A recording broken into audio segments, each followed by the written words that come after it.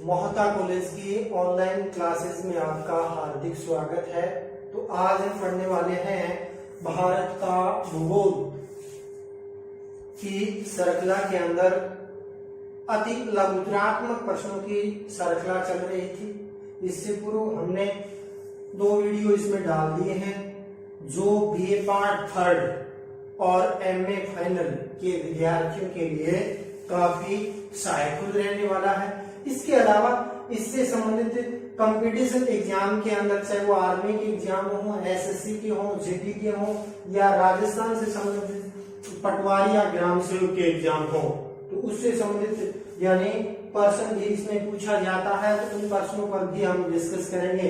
तो आज हम 10-11 क्वेश्चन जो 2-2 नंबर के प्रश्न है बेसिकली पूछे जाते हैं, उन प्रश्नों पर हम डिस्कस करेंगे। तो चलो शुरुआत करते हैं। फर्स्ट देखते हैं काल बैसाखी, यानी बैसाख के महीने में जो काल बन के आने वाली तीव्र उष्ण जो चक्रवाती जो पवने हैं, जो मुख्य रूप से क्या है यानी उत्तर भारत में यानी पश्चिम बंगाल, बिहार और वाला उत्तर प्रदेश और पंजाब वाला जो क्षेत्र है, जिसमें यानी लगभग अप्रैल के महीने में फसलें पक जाती है, उसमें मुख्य रूप से क्या है यानी जो फसलों के अंदर तड़ित गर्जन तर्जन के साथ जो मुख्य रूप से ओलावृष्टि या चक्रवात आते हैं, वो बेसिकली काल बैसाखी के नाम से जाना जाता है।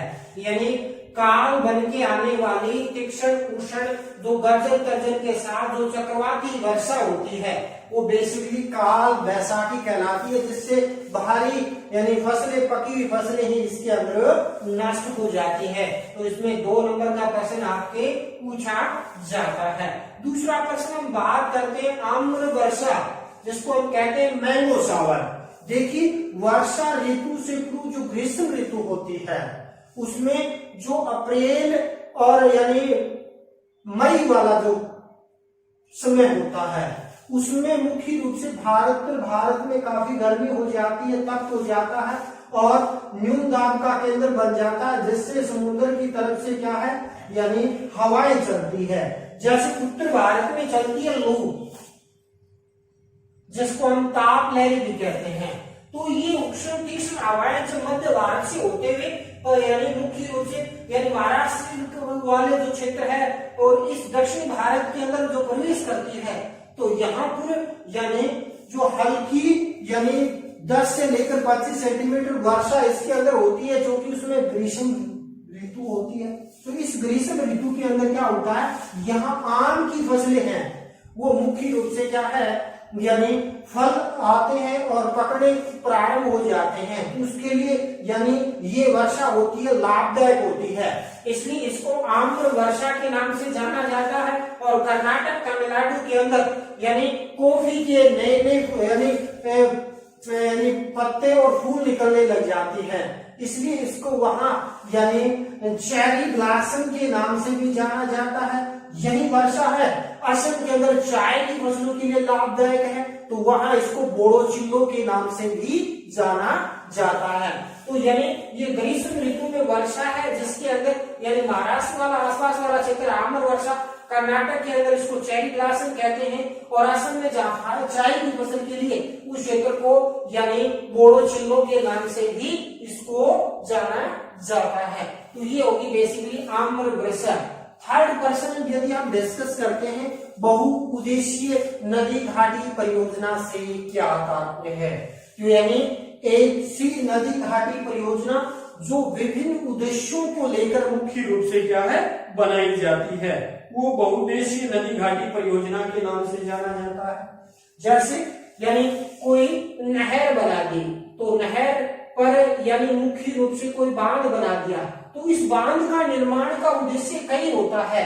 नंबर 1 तो इसके अंदर से नहरें निकालकर सिंचाई की पूर्ति इसके अंदर होती है। दूसरा, यदि हम बात करते हैं पेयजल, इसमें बाढ़ से मुख्य रूप से क्या है संरक्षण मिलता हो, या जिससे यानी विद्युत का उत्पादन होता हो, या पर्यावरण संरक्षण के लिए यानी वृक्षारोपण कार्यक्रम के अंदर इसकी पूर्ति होती हो और कृषि में सिंचाई की आवश्यकता पूर्ति करती हो। इसके अलावा यानी पर्यावरण के संरक्षण करने के लिए यानी जिस नदी घाटी परियोजना का विकास किया जाता है वो बहुउद्देशीय नदी घाटी परियोजना के नाम से जाना जाता है। चाहे भारत की यानी इंदिरा गांधी नहर परियोजना हो, भाखड़ा नांगल बांध हो, चाहे मुख्य रूप से हीराकुंड बांध परियोजना हो, नर्मदा बांध परियोजना हो, सारी सी सारी ये नदी घाटी परियोजनाएं बहुउद्देशीय नदी घाटी परियोजना है जो बहुत से उद्देश्यों को लेकर मुख्य रूप से बनाई जाती है, वो बहुउद्देशीय नदी घाटी परियोजना कहलाती है। और बहुउद्देशीय नदी घाटी परियोजना को भारत के जो प्रथम प्रधानमंत्री पंडित जवाहरलाल नेहरू ने इसको आधुनिक भारत का मंदिर की संज्ञा दी थी। यानी इन नदियों में मुख्य रूप से बांधों के निर्माण कर भारत को हरा भरा और कृषि की दृष्टि से समृद्ध बनाया जा सकता है, पर्यावरण की दृष्टि से सुरक्षित किया जा सकता है, या इसके अंदर यदि हम देखें तो यानी बाढ़ है जैसी समस्या से निजात दिलाया जा सकता है।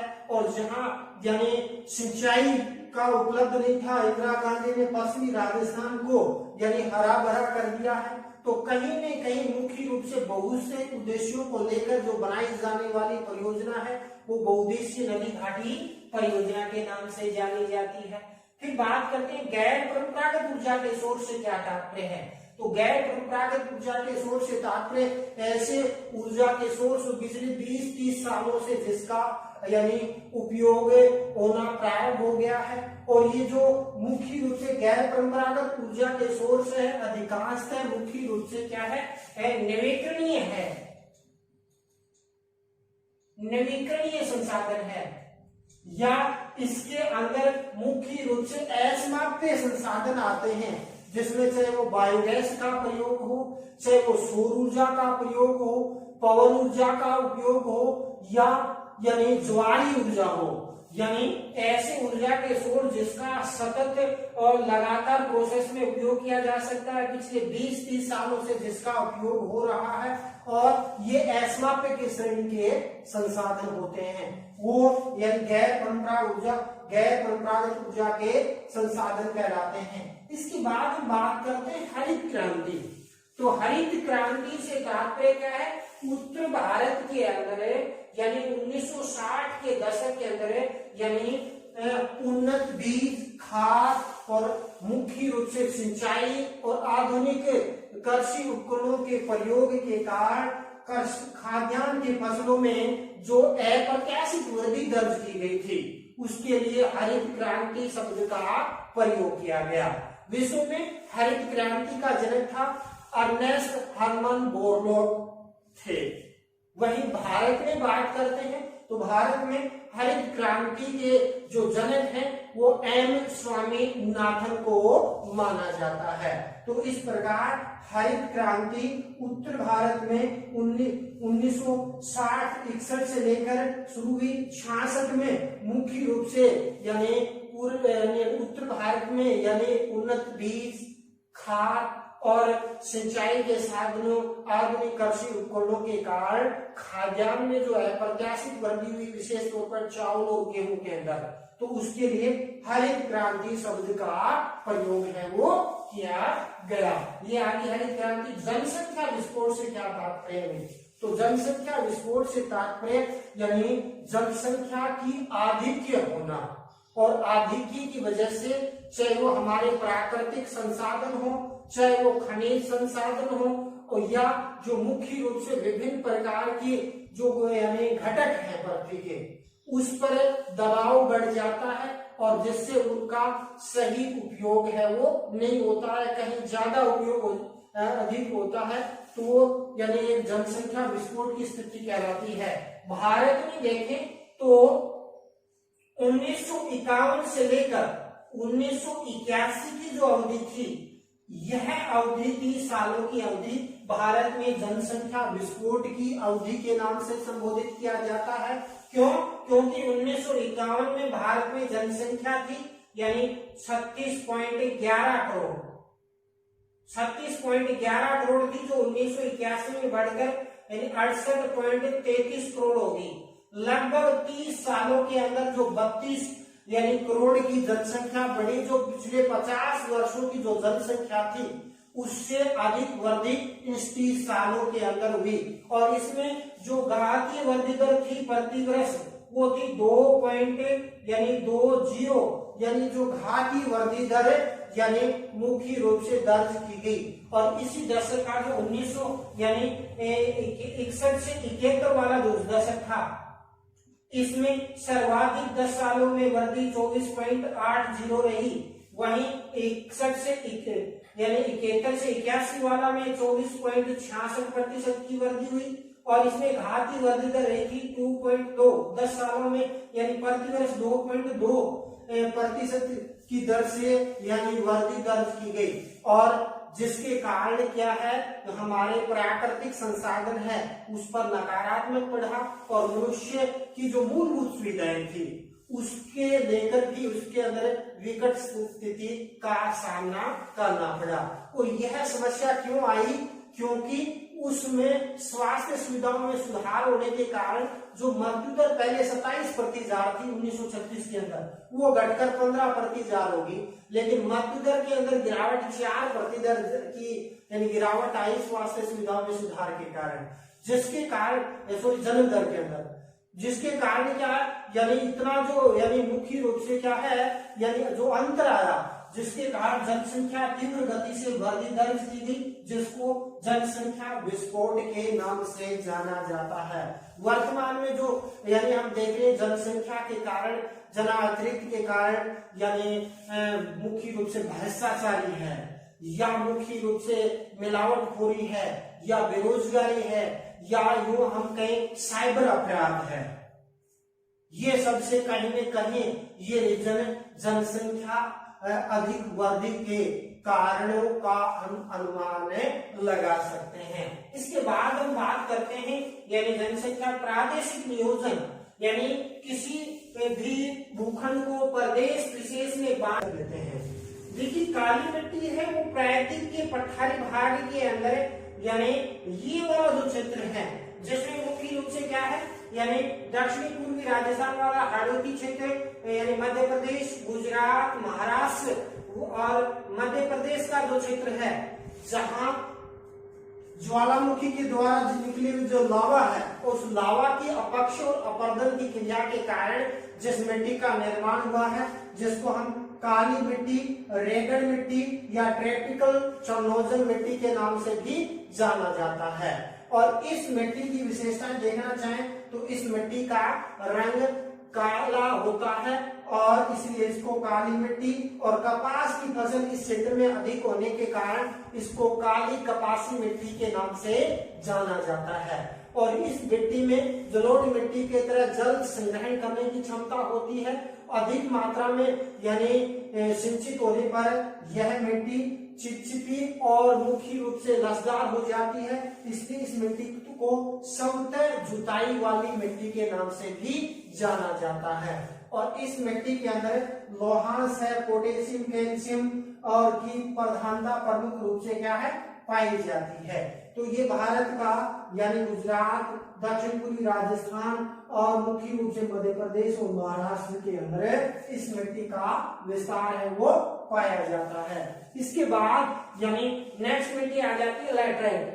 लैटराइट शब्द लैटिन भाषा के लैटर शब्द से लिया गया जिसका तात्पर्य ईंट, यानी इस मिट्टी का रंग ईंट जैसा होता है और यह यानी एक विशेष जलवायु दशाओं के अंदर दक्षिणी राज्य भारत के अंदर केरल, कर्नाटक और तमिलनाडु वाला जो क्षेत्र है इसमें विशेष रूप से इस मिट्टी पाई जाती है। और यह मिट्टी भारत के 3.7% भाग पर पाई जाती है। जिस प्रकार हमने लैटराइट की बात की थी, काली मिट्टी भारत के 5.2% भाग पर पाई जाती है। तो लैटराइट मिट्टी के अंदर कॉफी और चाय जैसी फसलें बहुतायत से की जाती है। तो इसके अलावा मसालों के लिए भी यह मिट्टी सर्वोत्तम है, मुख्य रूप से क्या है मानी जाती है। और इस मिट्टी के अंदर भीगने पर यह आकुंचित हो जाती है। और इस मिट्टी के अंदर यदि हम देखें तो यानी चाय, कॉफी, गर्म मसालों की फसलें प्रमुख रूप से सर्वोत्तम इसके अंदर रहती है। इसके बाद नेक्स्ट करते हैं लिंगानुपात। तो लिंगानुपात से तात्पर्य प्रति 1000 पुरुषों के पीछे स्त्रियों की स्थिति से है। और इसके अंदर यदि धनात्मक होता है तो संतुलन मूलक समाज का निर्माण होता है, ऋणात्मक होता है तो उसका ऋणात्मक इफेक्ट देखने को मिलता है। भारत में देखें तो 1901 में भारत में यानी लिंगानुपात था 972, जो बढ़कर वर्तमान में देखें 2011 में यह घटकर 943 हो गया है। यानी 1000 पुरुषों के पीछे 943 महिलाएं। हालांकि ये 1991 के अंदर यदि बात करते हैं तो 926 ही रहा था, यानी 926 बचा था। लेकिन बाद में 2001 के अंदर यह यानी मुख्य रूप से बढ़कर 933 और अब वर्तमान में 243 से हो गया है। तो यानी धीरे धीरे फिर यानी स्त्री शिक्षा के प्रति जागरूकता बढ़ने के कारण यानी ये लिंगानुपात के अंदर वृद्धि हो रही है। वहीं भारत के राजस्थान संग्रह में देखें तो 1901 में राजस्थान में लिंगानुपात था 910, जो 2011 में बढ़कर हो गया 928 लिंगानुपात हो गया है। और 2001 में यही लिंगानुपात था 921। तो इस प्रकार राजस्थान में भी पिछले 2 दशकों के अंदर लिंगानुपात के अंदर सुधार देखने को मिल रहा है। तो इस प्रकार लिंगानुपात से तात्पर्य यानी प्रति 1000 पुरुषों के पीछे स्त्रियों की स्थिति से आकलित किया जाता है। और भारत में प्रतिवर्ष 10 साल बाद इस लिंगानुपात की गणना है वो की जाती है। तो इस प्रकार आज हमने इन 10 प्रश्नों पर डिस्कस किया। नेक्स्ट वीडियो के अंदर हम इसी तरीके से कुछ लघुतरात्मक प्रश्नों का विस्तार से अध्ययन करेंगे। और मैंने बता दिया कि निबंधात्मक प्रश्नों की श्रृंखला में टॉपिक वाइज क्या है आपके इस YouTube चैनल पर डाल दिया है। तो आपने उन वीडियो का अवलोकन नहीं किया है तो उन वीडियो का अवलोकन करें और आगे एग्जाम की दृष्टिकोण से मद्देनजर रखते हुए आगे और हम इम्पोर्टेंट प्रश्न करने वाले हैं। तो इसी के साथ आज का वीडियो यही समाप्त करते हैं। जय हिंद, जय भारत।